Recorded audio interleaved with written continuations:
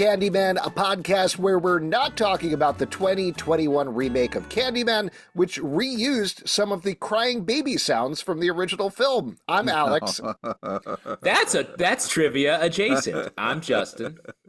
Hi, Pete. And we're actually going to be talking about Sweet Tooth, Season 3, Episode 3, The Pack.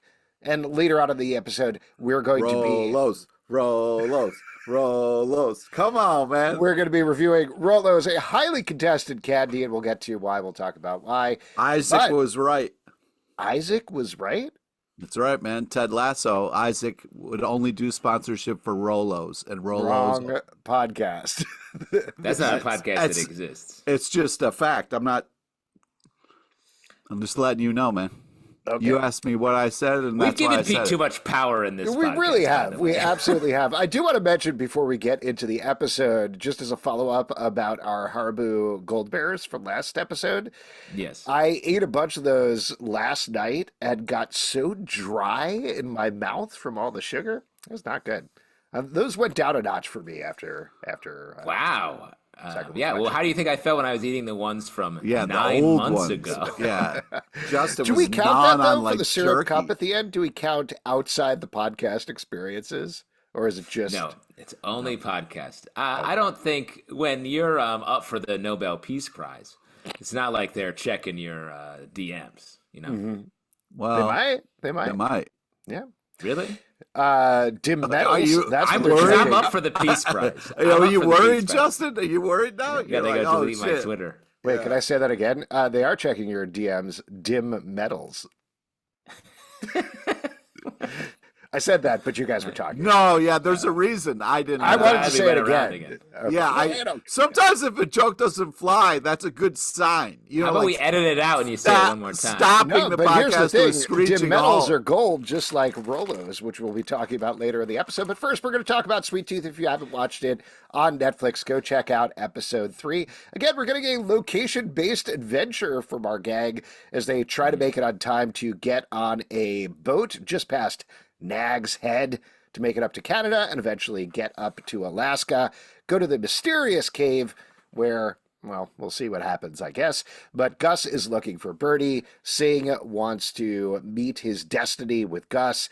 Jep and Becky are not into it. They don't believe all that woo or anything like They're that. voting them off the island. Wendy, we don't necessarily know, but over the course of the episode, they miss the boat. Literally, not figuratively.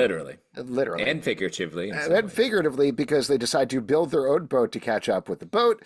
It actually kind of works, but it ends up with the gang separated at the end, with Wendy and Becky seemingly captured by Rose and her feral children, while Jep, Singh, and Gus actually do find the ferry and make their way there. We also get a little bit of Alaska where they decide to go help Birdie. They have a big vote there, and per Justin's theory, the last episode seems like the Fox girl is in fact in charge. She's running shit. Yeah, wild. There you go. And last little bit that I want to start with, because this is where the episode starts. Last episode, I complained giving us so much of the Zhang family drama when I was like, we don't have time to get emotionally involved in that. And then the show showed me with that first scene with Kelly Marie Tran where she gets with her mom, begs her to bring her back. Heartbreaking. I was into it. I am now emotionally involved. You got me, sure. I agree. Like, I really thought this added a great emotional flavor. It made all the family, the Zhang family stuff make sense in a great way. And it brought in this idea that someone gives actual voice to later on. But like all of the hybrids we've mentioned so far are treated as if they're animals. We've seen in the series today are treated as if they're animals, but they're human. They're as human as possible. They have human emotions, everything. And then we get this backstory on Rosie's kids that they're raised to be animals, where their human side is sort of taken down. And I thought that was a great angle on the world. And we have this conversation back and forth where like, hey, they're half animal. And like, well, they're also half human. Mm-hmm. And I just love that they put a real fine point on that's an equal split and it can go either way. And we get this truly horrifying situation where Rosie has raised her own children to be, wild animals that she still seems to have connection to, despite the fact that she just has them kill people on command for her. Yeah, this show got real emotional and also really rough. Where, I mean, that point where the evil mom has got the drill at that girl's neck, and the show's just like, oh yeah, you don't think we'll fuck with you, and you just gotta sit there. Oh man, like that was too much. Really well done. I was like, stop it, show. I want to tap out. I can't. I don't know what we're doing here, but this is like. The edge that you're just kind of making us hang on here is just too emotionally disturbing. There's before this episode and after this episode. I'm traumatized. But I also think they instantly created a villain that's even more terrifying than the Last Man. Yeah. In this episode, real quick, given her that all of the whole family, like, wow, there's nothing they won't do because of their idea that the hybrids are not human. And it makes it even crazier that Rosie would want to go back to that, right? That she would be like, you know what? I want back into this family.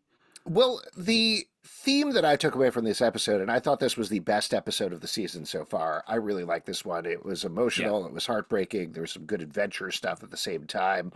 It felt very amazing. Very well-rounded. Shots, like the kind of montages we got in this episode, the kind of like there's some beautiful, beautiful shots in this. Oh, that does remind me. I have a theory I want to throw out at you guys at the end of the episode, but let's stay on this in terms of the theme. Is the theme that I took away is like, what are you willing to give up to get the thing that you want or keep the thing that you want?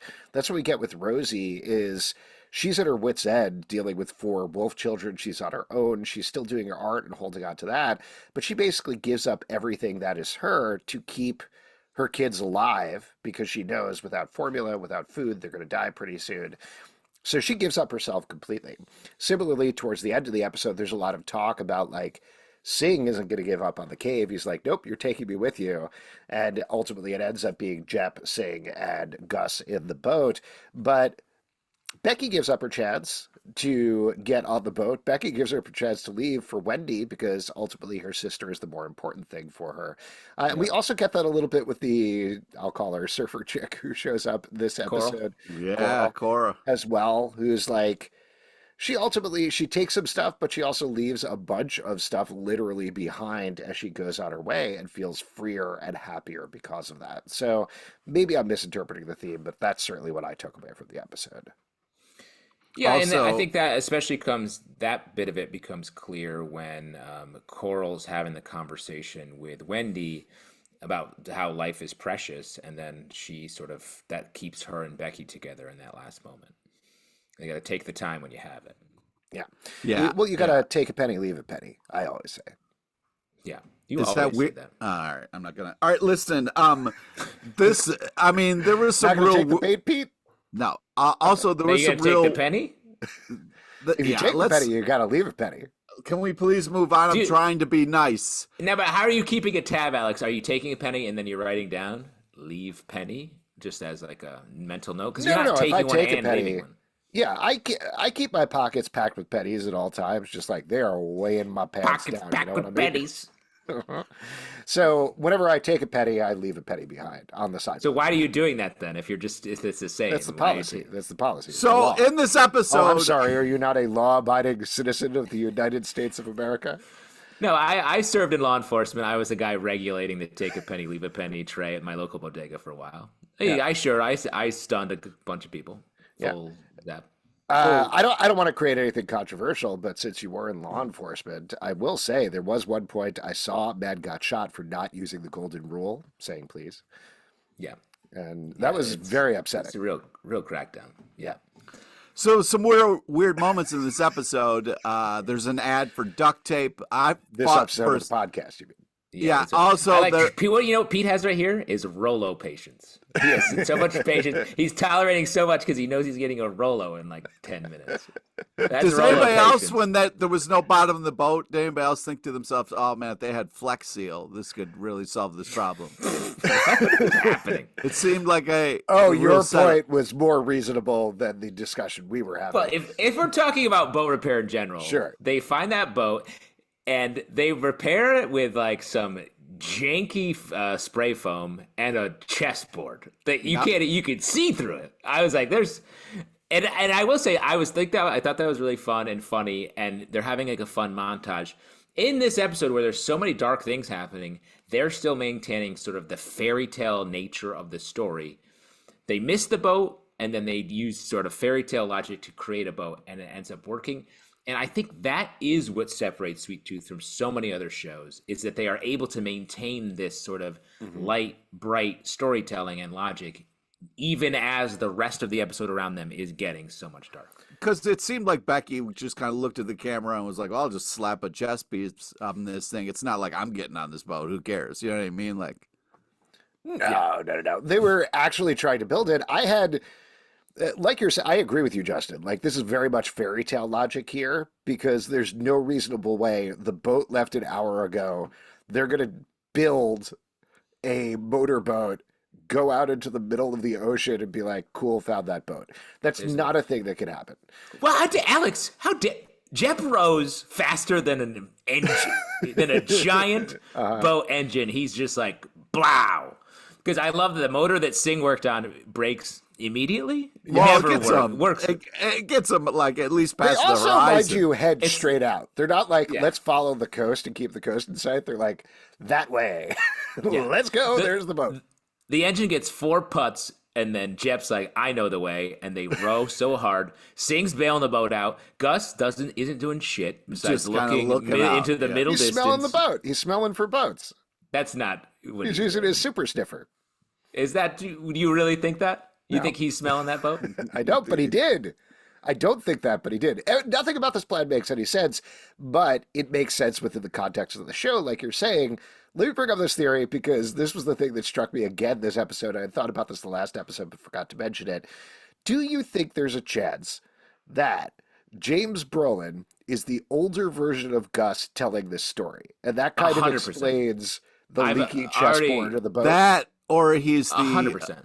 deer in the cave that somehow got this thing started. No, I Talking think about we're going Caribou to get Man? like he is not Caribou Man. I think That would be the there's best. a good I want him to be possibility. Caribou Man so bad. They're very clearly building up a romance between Wendy and Gus. I think that's very clear. Like they're a little too young for it now, but they're giving us enough tease of where their future is going. I could definitely see us getting a final shot of James Brolin with the antlers, with the ears, telling their grandkids the story of how I Yeah, met like my mother, it's you know? yeah. Oh, smart. Jesus! I was How gonna I say Met like Your it's the Hybrid Fruity Mom. Little Pigs, Yeah. you know, and Yeah, then with nice the wolf. little baby pig deers. Mhm. I think that's 100% what's happening. I've thought that, especially this season, each episode, I feel like we're getting closer to him being able to be like, there I was at the cave, and I'm fine now. Yeah. I almost feel like seeing Brolin would almost ruin it because his voice is such a comforting part of the show. You know, like I almost Okay, feel so what like if it's Christian Connerby, I'm mispronouncing his name, who plays Gus in old age makeup, but James Brolin's voice is coming out of his mouth? okay. That's a more logical way to do it. Definitely. Or the get more Josh Brolin. satisfying. Josh Brolin dubbed over with James Brolin. We'll take any Brolin, I think. At the Yeah. Brolin, like these. We're Brolin, Rolos. Brolin. How about when Brolin just Rolos. pops in? He pops in, nice. He pops in like a pinky, right? You know, early this episode, I thought. He's just right in there quivering with his voice before we're even really to the end. I would be curious if we get to talk to Jim again this season. I'd be curious, like, how they decide where to layer in his narration, because sometimes it makes sense at like the beginning of the episode or the end of the episode. Sometimes in the middle, he's like, "These are mountains. See you later. Yeah. Hey guys, do you think Bye. Bruno, the wolf boy that we met, it was the one that got stabbed, or what are the odds of Yeah, that? he had shank face. Yeah. Oh, that's rough, dude. Resting No. The shame face you have when you walk into prison and we're like, oh, that guy's gonna get shanked. Not to beat a dead wolf boy, but nobody talks about Bruno. You know what I mean? Oh, nice What, Encanto reference. We're what's all over the happened? place today. This, I was very. We mentioned this before, but like when Becky kills Bruno or whatever wolf boy that was, obviously you're scared for Becky. We care about her. We don't want her to die. But I really like the complex emotions of you feel awful for this wolf boy at the same time. Like they Yeah. managed to encapsulate his entire life within 45 minutes, and that's very impressive. I was really And hoping Theo, the dragon boy, would like swoop down and save the day. Now, Theo's burying his dad because he was eaten by jeez, the what? wolves. Jesus, what is wrong with you, man? Thea's not a dragon. He's a bat. What's You wrong can't. with me? That's what happens at the beginning of the episode. Is Rosie is like he says, "What's my reward?" And she says, "My reward is your family gets to live." And then the wolf boys eat the dad. So And like that Yeah, so showed what are they how burying then, hotshot? If they eat the dad, there's nothing left to bury. if your when dad you gets eat eaten, are you gonna something. be like, "No funeral"?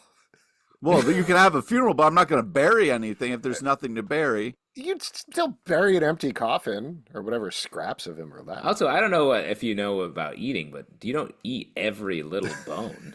What are you talking about? Yeah, You you don't do. eat when you eat a steak, Pete. Are you just like crunching up? You're just chewing on the bones for like a Yeah, week. or I take the bones with me. You know what I mean? In Where? what capacity? Necklace? You don't get double bones, just by accident. You got to make it Uh, happen. You went to the weapon expo and were like, here you go, a bunch of steak and Here you chicken go. bones. Put these in me, please. Thank you. Yeah. Yeah, for those of you who A-okay. don't know, Pete's like Wolverine, but instead of adamantium on his bones, he has bones laced with other bones. That's right. You got to That double doesn't it up. make sense, and I just said it out loud. Uh, I thought that it doesn't make sense why Rosie kills the dad and then leaves the family. Like, is it about not? It's Well, about that's keeping what a they secret? won, though. That's the deal. That's I the think it's, kind of. yeah, no, I think it's about fear. Like, that seems to be what Zhang operates on. Clearly, everybody is terrified of her. Uh, she runs this place. We find out that she has women there in birthing centers. They clearly take the kids. She is in charge and holding an iron fist on everything. So I think they're not thinking like, yeah, Theo's going to grow up with his bat wings and become Batman and attack us or anything like that. Though definitely a good origin Man, story. come on. Sweet Yeah, Tooth 2. Batman's Revenge of the Revenge. Bat. Yeah. Sweet. Nice. But I think what they're saying is like they see their dad is dead. They're not going to come after them. That's Yeah, my takeaway.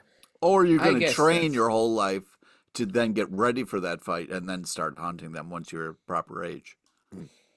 I would think she would want that dad capitulated completely, turned in Sweet Tooth when given the chance without any coercion. I would think that'd be someone you want to keep around as a fully under your boot heel resident with an airplane.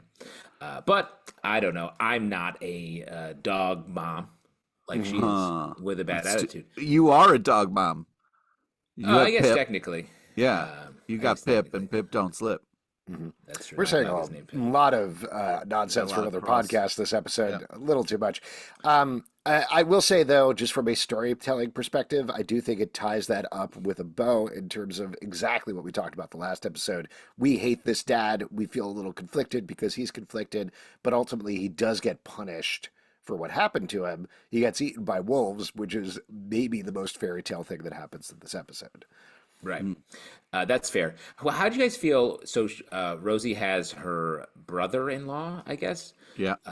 He's trying to shoot Sweet Tooth, misses, I want to say, 15 times. Yeah. What is He it? gets a lot of What's shots this off. guy on Cobra? I mean, oh my God, these are horrible shots. Why didn't they just release the dogs? Release The the dogs hounds. would have They gotten did him. release the hounds, but they were chasing something else apparently. The amount of shots that guy got off those dogs could have easily closed the gap and gotten them. Not that I'm rooting for the bad guys. It seems like you're rooting for the dogs. Well, Uh, she explains it, right, Rosie? She says that the brother-in-law said he could do it, so she allows him to do it and then prove himself totally worthless. So there's still a power dynamic thing going on there. You're absolutely right. But I also think like there's a pretty good chance Rosie isn't going to be totally bad by the end of the season.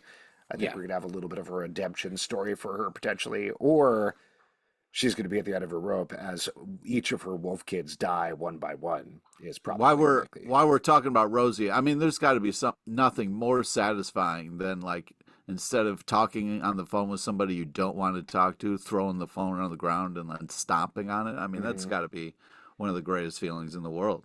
I I would think in a guess. post-apocalypse, you'd want to hold on to your phone.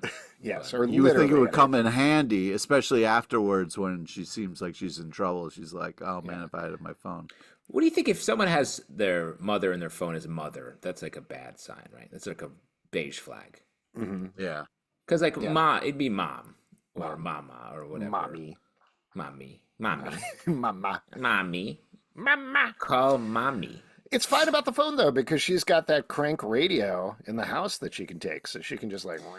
And she's going to spend some time at the house because Yep. she saw a wind chime that she made. What do you think the market is in a post-apocalypse for a wind chime artist? Oh This is man. what she wants. Pretty high between this show and what was it, Station 11? Pretty high. A lot of chimes. It's Do nothing you better than feel some that calming how chimes. important are wind chimes to your personal lifestyle? I mean, Uh, when you Pete. think of calming noises, I think, wind chimes is up there. It You definitely like doesn't get very annoying real quickly. You know what I garbage mean? on a string banging into each other is like a calming thing in your Yeah, life. it just, oh, it's so relaxing. Yeah, the thing that I like is the guy outside of my window from about like 3 a.m. to 4 a.m. who's rustling through the garbage finding the recyclable bottles so he can, get the Hey, that's what they deposit. call a Brooklyn wind chime, huh? That's what Hey, I'm come talking on. about. The Brooklyn wind Or chimes. The maybe guy you going could through my just, garbage. instead of throwing the garbage out, you could kind of separate it for them. You know what I mean? Or you could do Mhm. that. You know what I mean? Are you Team Sig or Team Jep? I think I know the answer to this, but how are you? I guess a better question is like, how are you feeling about Sing at this point? Because he makes some big news this episode to the point that he's literally standing up to Jep at one point.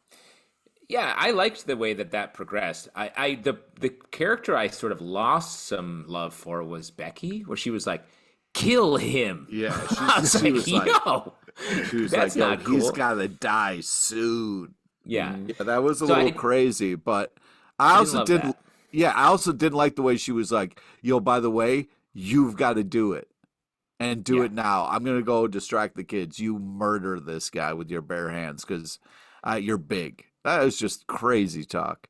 and he was like, "I got to save this strength for my rowing, my Popeye style rowing to Yeah, catch up with a cruise ship." just Uh, cranking it out, for man. for the Sing Jep stuff, I think that what this episode did, I was surprised they split the party here in Mhm. this episode. I don't think we're gonna lose Wendy and Becky, especially with what's happening with Rosie and all that. But now it even crystallizes even harder what we were talking about last episode, where you have this three-part dynamic where it's sweet tooth. It's like a love triangle, except just are we going to save the world or not? And two different ideas of what that means. So that I think that's a great dynamic going forward. I think the real lesson is here that Gus needs both of them Mhm. for different reasons. Yeah. I will say Sing's predictions and mysticism is like getting dark Yeah. quickly. I need a little bit of an explanation of how he determined we have mere days left to survive. I don't Yeah, know I think where he's that's just coming. threatening him. I think he's just using his leverage because he Yeah. knows nobody else knows, Well, and but he's I like, think also in the span of the show, he's right. Like that is the ticking Yeah. clock we've got until the end yeah, of the but season. he's kind of being a douche about it. It's like this guy I know who went to Cornell and he won't shut up about it. You know what I mean? Like it Hey, Pete, wears. here's the thing. You mentioned Cornell way more than Alex does at this point, and Alex is the guy you're talking about. Yeah. Well, you don't know that. I do know that. I'm the one listening to both of you I always. never bring it up. You're the one who brings it up first every time. I know it's a fun bit. Anyway, we need to talk about the real thing that they brought up Bobby again. I mean, how many times can you keep talking about somebody without then showing us Bobby? We're getting Well, Bobby, right? well, yeah, I think so. I think we're going to get Becky and Wendy ultimately heading back to reunite with Bobby and Earl and everybody else. Maybe they're taking them to Alaska after that or something like that. Maybe we'll see like a grown up, like super jacked Bobby.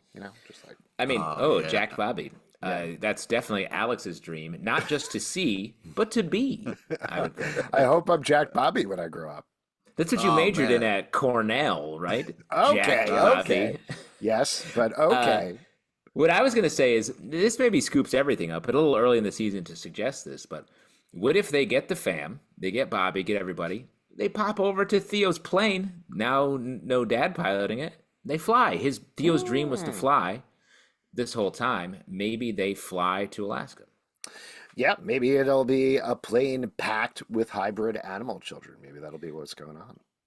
Air hybrid. It's also wild. This is jumping back to the last episode, but Theo being like, all I want to do is fly, and his dad can fly. He didn't get to do it. Yeah. Oh, well. Okay, I know Pete is champing at the bit, if you will, to eat the Rolos, but Chomping? before we finish it up here, well, you're going to be chomping the Rolos. It's actually champing at the bit, is the expression. Anyway, no big deal. Main thing that I want to say is any final things that you guys would like to say about the episode? Any notes, things that we haven't covered, anything like that, before we move on to the candy? Pete? It's just emotional. There was so many like hugs and like parts that almost made me cry and cringe. And yeah, this was a real play with your emotions episode. The full emotional spectrum from cry to cringe. I agree. I felt it all as well. The couple things I wanted to say is it's very funny when they hear about the boat, and then it cuts to like a little montage of them like where they have to really drive fast, and they're all sitting there really thinking about driving fast. It just made it. I feel like that's something. It's like, hurry, we're in a rush, and everyone sort of leans in and is like, I'm driving in my mind. That went on for a while. Like, I appreciate it was the Enya they were playing, right? Yeah. Yeah. No. It's the Enya song that they used for Ready or Not for the Fugees. Yeah, right, the Pete? Fugees. It was not the Fugees. It was Enya, the original song. Yeah. So very Yeah, evocative. which, you know, Right. Really came to into its own with the Fuji song. We all know that. My point being, though, that exactly what you're saying, Justin. It was just like, okay, we don't need to see everybody look at each other. That's okay. You could talk. Yeah. The car doesn't go faster if you're Rolos. thinking fast. No, we got to talk about this one. The car does not go faster, Pete. Yeah, if you you're talk. doing what they were doing, Pete, in the car. You're thinking Oh, okay. Rolos. but Pete's it's not already getting moved us on. there. That's fine. Good episode. My favorite so far, as I mentioned. Let's talk Rolos. We should give some context, though, before we taste the... Oh, it's late. It's too late with Pete. This was a controversial one, as I mentioned earlier, with the first season, because Pete really wanted to do these for the final episode of season 2, but we thought it would be much funnier to chug straight maple syrup. And I think Made that was the sense. most angry you've been on a text chain so far. Is that fair, Pete? Yeah, it was no, a that problem. could be. I mean, you guys do get me on the show as well as in text, so. You smash your phone, Mother and Rosie style. I believe. Yeah. Oh, yeah. Both of all the us time. are labeled as mother in your phone, right? Pete? Definitely. Yeah, Mother 1, Mother 2. Doesn't make things confusing. Let's eat these James Brolos. Yes, brothers. Creamy caramels wrapped in rich chocolate candy. This is a candy that I only get on Halloween. Like, I don't think I've ever actually bought this candy on its own. You have the unwrapped ones, right, Justin? I do. It's just a loose bag of Rolos. Put your hand Is it in. mushy? No, it's beautiful, actually. Oh, And It I'll is tell you beautiful. what, Rolos is a good candy. I'm the least of the candy men on this podcast, and I like a Rolo. You know why? Because it's just caramel and chocolate. It's like your classic caramello. It's like Rolos predate caramello, I believe. Yeah. But it's a nice, simple bite, too. Like, it's a one bite. You get a lot yeah, of caramel. Perfect amount. It's sticky because it's caramel, but like it's not too sticky. You're not getting it caked in your teeth or anything like that. I agree, it's good. Pete, do you have it foiled or unfoiled? Foiled. Foiled by Rolos. Ooh, which do you prefer? I have a sleeve, and they're wrapped up. Yeah, I like the foil, but I just think that these are the perfect amount of caramel, perfect amount of chocolate, nice size. You know, you can eat a couple and not feel like, oh, I shouldn't have. You know what I mean? So it's really quite delicious. Oh, I shouldn't have. Now, let me ask you a follow-up question. Do you eat the foil first, or do you save it all for later? Try not Great to eat the question. foil. Oh, try. I think you said try, but sometimes you do. Yeah, Like if you're down to one Rolo and then just foil, you're like, well, I'll eat the foil. It tastes enough like Rolo. Yeah, these are pretty good. Well, so then what are you saying is a appropriate serving size of Rolo? How many Rolos? Pete? I'm looking because this was the perfect amount. I just ate them all. What? One whole sleeve? You Yeah. just opened it. You ate the whole sleeve in the time we've been doing this? How did you even unwrap them all that quickly? He does This it with is his taking so tongue. long. It's like the cherry stem 1, trick 2, that you do in a bar. 3, 4, 5, It's like 6, sexy, but 7. the opposite. 7's the perfect amount. You ate 7 Rolos in, like, what, generously 60 seconds? That was the original did you plot even of Gone taste in 60 Seconds, actually. A sleeve of Rolos? It's perfect. Like, this is Man, good. talk about a Let's do movie cars. overshadowed by Fast and the Furious. Oh, yeah. The Lost to History. 2 beers. Interesting. I ate 2, and I'm like, I'm good. What? Dude, This eat definitely 7. You'll be like, oh, man, am I good. Here's why I appreciate the foil is it does, not to use, Slows you.